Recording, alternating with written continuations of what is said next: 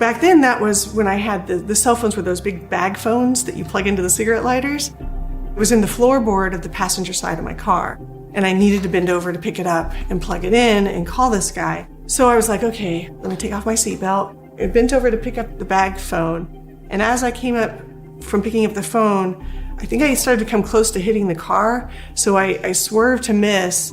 I basically overcorrected and nosedived into the median, and then I went end over end across the median and then across the other 2 lanes of traffic. Just, it was nose to tail, and I was thrown about 40 feet from the car. My family stayed at the hospital. They would camp out there, and just so that they could rotate in and who got to be with me and stay and hold vigil the whole time. That's what happened on this side. But what I remember is vastly different.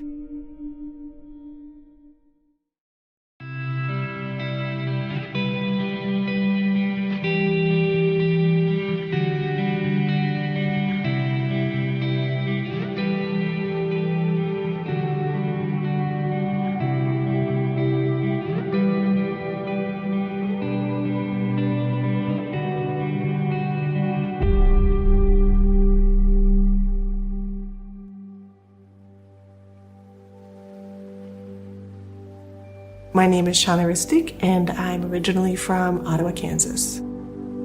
Small town where everybody felt really tight-knit. Pretty average childhood, 2 loving parents, very supportive. High school, I was a cheerleader, a very tall one, and always on the bottom base because I was tall. And then I started modeling when I was a freshman in high school. I really loved modeling because it wasn't so much about me, like, look at me. It was really about, like, there's a scene that we create and it's like animating it and bringing it to life. And it was really a passion. Didn't do a lot of modeling because I was in Kansas and there wasn't a big hub for that there, but did do some and was working to make that my chosen career path. After high school, I went to college at Johnson County Community College, mostly because you're supposed to go to college, and I didn't really know why. I didn't really know what I was going to do. I was just doing it because I was supposed to, and I was hoping to get my modeling career going, which would probably take me out of Kansas City. A woman in my class, she worked at a strip bar, and she had said, hey, I know how you can make a lot of money, but you have to be willing to do it. And I'm like, I'm brave. How about, what can that possibly be? I didn't realize what it was at that point. She's like, well, here's the bar. You got to come there and you got to see what you think. And so I went there and I saw, the dancing on stage, and I was like, I can do that. That's not a big deal. And then, with modeling, you kind of get used to being open with your body and, being on stage and on scenes. It's not a big deal. But then the table dancing thing, I was like, I don't know about all that. I think I'm not going to do that. And then once I went in the first time, she's like, you got to do that or you don't make any money. And so that's what I did for a year. And I thought, well, I'm just going to do this for a time being because it's going to help me make good money. And then I can go on these go-sees and travel around and, work out my modeling career. After a while, it started really getting to me. And when you're 19 and trying to date and trying to go out and meet people, but yet people, when they find out what you do, they only want to see that, or they have their judgments about it, and their parents certainly have their judgments about it. And it just felt like, this is the worth that people are seeing in me. These people were just using me to get what they could get and then kind of blowing me off. And then I'd go to the bar and these businessmen started asking me to go on trips with them. And I was like, well, hey, at least I'm getting something out of it there. It was sort of the rationalization that happened in my head.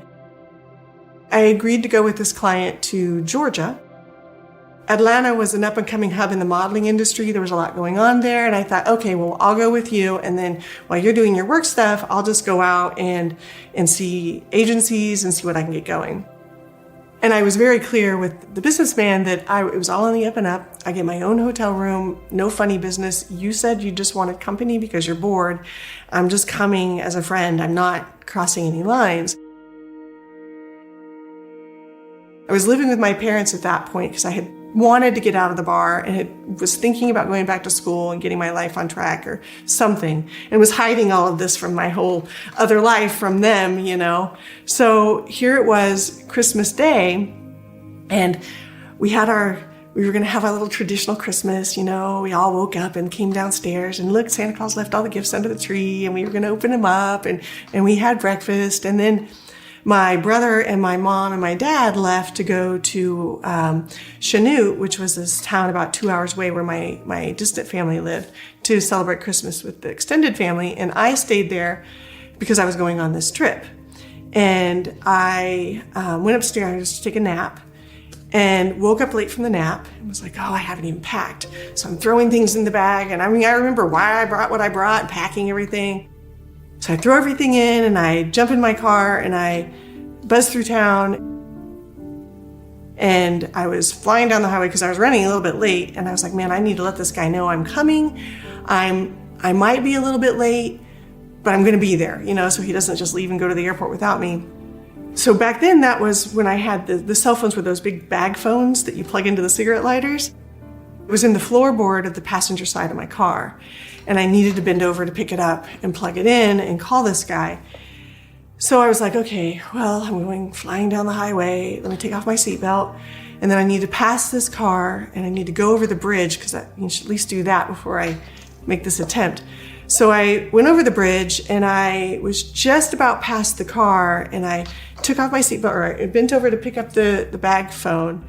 And as I came up from picking up the phone, I think I started to come close to hitting the car. So I swerved to miss. And from what I've been able to piece together in my memories and from other people's witnessing it, I basically overcorrected and nosedived into the median. And then I went end over end across the median and then across the other two lanes of traffic. It was nose to tail. And I was thrown about 40 feet from the car.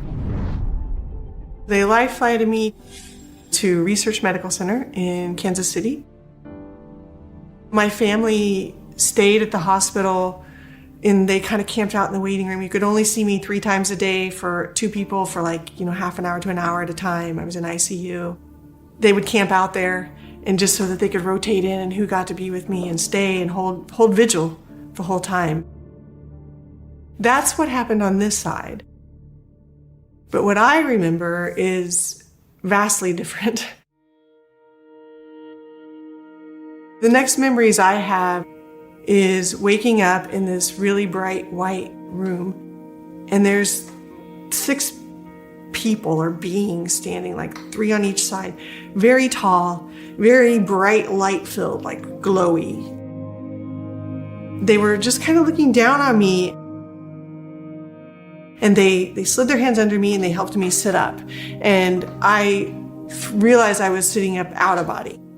And I remember embracing them and hugging them and feeling like, wow, this is like real family. No judgments, everything was okay. Everything was fine. Just this real love. We've all been told that we're so limited and so little and so this or that, or not good enough or not whatever enough or not lovable enough or whatever. And it's such a lie. It's such a lie. When they show me things and they give that love to me and that, you're okay. You're not a bad person. You're not sleazy. You're not all these things you've been told you are. You're not all these hurtful things. You're love. And they tell you that.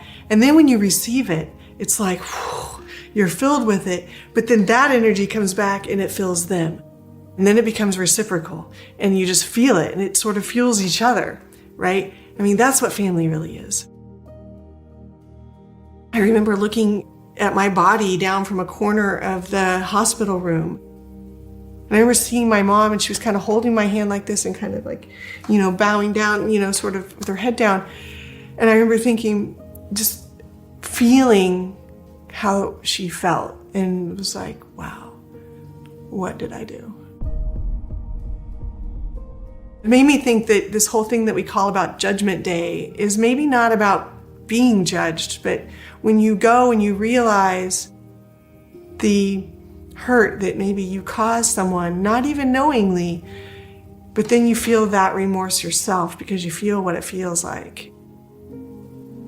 You leave a ripple in all the lives here. It's all connected. It's kind of like when you're in an airplane and you look out of the window at night and you see the city with all the lights, and like each of us is a light, and it's all connected, and like if one light goes out, it can create like this power surge that dims and can put out all the lights around it. And they were showing me that my light going out does that. And that's a big responsibility.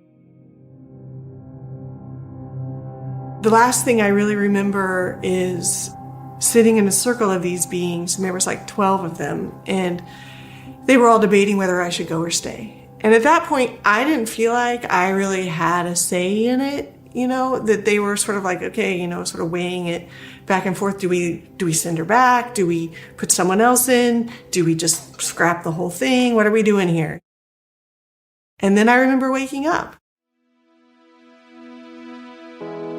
The first memory I have of waking up is opening my eyes, and I was laying, I guess, on my side, or my head was sideways, and I remember seeing my friend Patrick there, and he was sleeping. And I remember willing him to wake up, just wake up, wake up, wake up. And he did. And he was like, oh, Shauna, you're awake. And I couldn't talk, my mouth was all this metal in it, and I was kind of mumbling, and I think he thought I was asking what happened. And so he starts telling me, and I don't remember anything he said, but what I do remember is the feeling. And I remember it was like that feeling of that unconditional love, that fabric that everything's made of, that it's here too. It's like pregnant potentiality. It just feels warm and nurturing. It's just this fabric that's behind it all. And it's love, and it's okay, and it's warm, and it's here. It's just that we are so wrapped in our minds and in our stories that we don't see it. But it's the reality. And I looked at him, and I could see it in him too. And you can see it in people. It's in their eyes. You look in the eyes and you see it, and it's that light that comes out, and it just shines forward. And you can really see the truth that they too are those light beings, that that's the essence of who each of us is. In reality, that love, that it's not about like I'm a being or anything like that. It's that you are that essence of light and of love and of okayness. It's just this mind that makes us believe otherwise and does all these crazy things we do on this planet to each other and to the planet itself. But that the reality is that fabric of love that's holding us here. Coming out of a coma isn't like the movies. It was really hard to get back in body.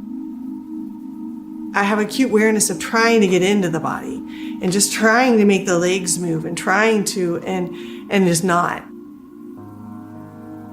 They had told my parents at the beginning not to expect me to be able to live on my own again, not expect me to go back to school, that I'd probably be mentally handicapped, and I'd always need assistance, and that I might not even learn to walk again. And I was determined. The rehab things started coming back pretty quickly. How to feed myself, how to move, how to, read. All that stuff started coming back pretty quickly. They said 4 to 6 months. I ended up getting out of the hospital in 4 weeks.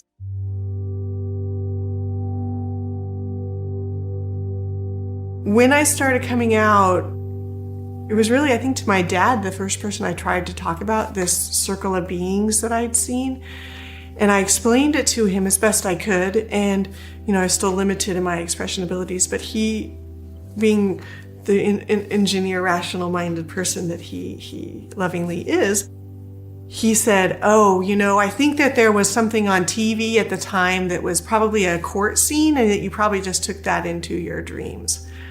And for me, that suggestion from someone that I really trust was so shocking, because my experience had been so real. That experience on the other side is so vibrant. You feel it inside so fully that to think that that was just an imagination thing I had created, it just felt so wrong. that I really just sort of shut down around everything at that point. I didn't want to talk about it. I didn't want to have anybody contend and say that what I experienced wasn't true.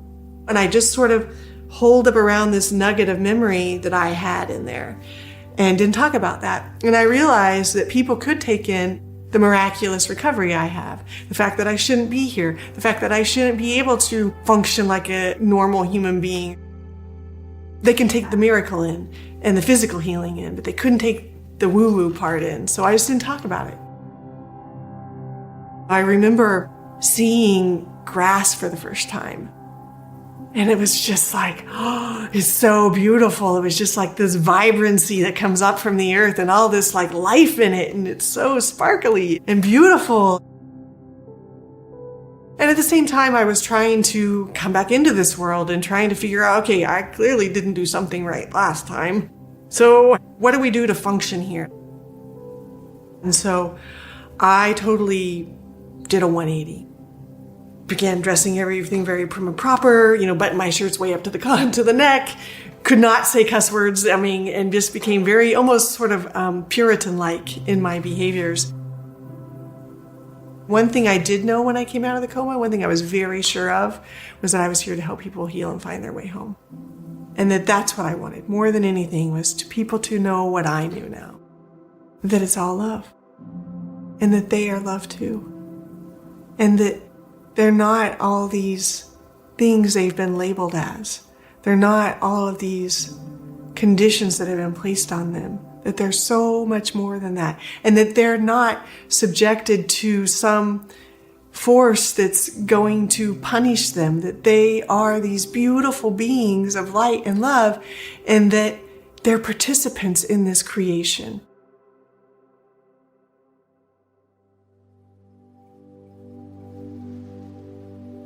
My first job was working at a pancake house, on weekends to just sort of make enough money to help fund my college during the week. And then I moved to Kansas City and got a job down on the Plaza, which is this fine dining area, and worked in a restaurant there and had all those things you're supposed to want. I had a really great boyfriend at the time, and I had, a job that I was really successful.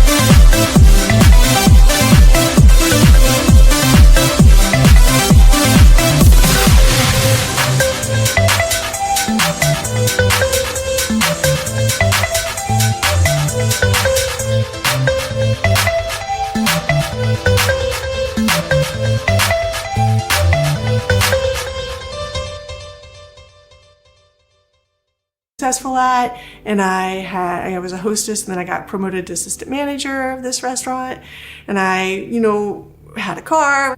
It's like I'm supposed to be happy, right? But I'm miserable. I got really sad about the way people treat each other here. Nobody gets it. They don't get it that it's about love. Like, why can't they see it? And whoever thought war is a good idea? That's the most ridiculous thing ever.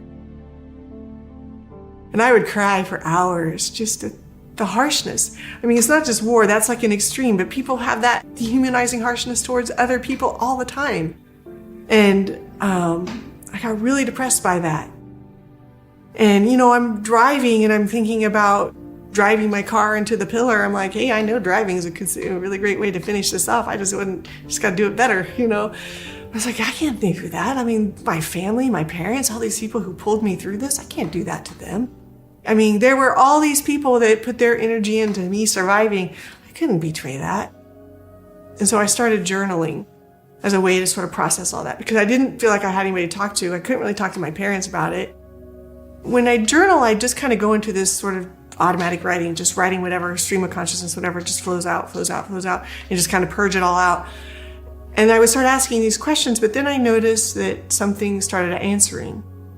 And that's where I started, then through writing like that, communicating with the council that I had met on the other side, but from this side. That became sort of my biggest supporter and my confidant and sort of my helpers and the way I got through that depression period. A lot of my journey wasn't just what I learned in the NDE itself. That was sort of the reawakening to remembering why I'm here, that there's so much more to being here, and starting to act from that place. But then my whole path from that point on was like, how do I find that place? How do I know where that love is? You know, like living in France, I developed this technique where I would go out at night and wander this streets in France, which aren't like grids like they are in Kansas, you know, so I'd get really lost. But then I noticed that if you follow the place that feels the most expansive and brightest, not light, but like the brightest, most opening place that expands you, I'd always find my way home. And that became a big lesson. Like, yeah, that's how you find it. You have to notice what opens you, what expands you, what draws you to it, what pulls you in, because that's truth for you. Whatever makes your heart open is good. You know, whatever makes you expand and move into that bliss state and that expansion of, okay, everything's fine. And something that really came for me out of this whole experience is a real acute awareness of the me that's beyond the mind and body.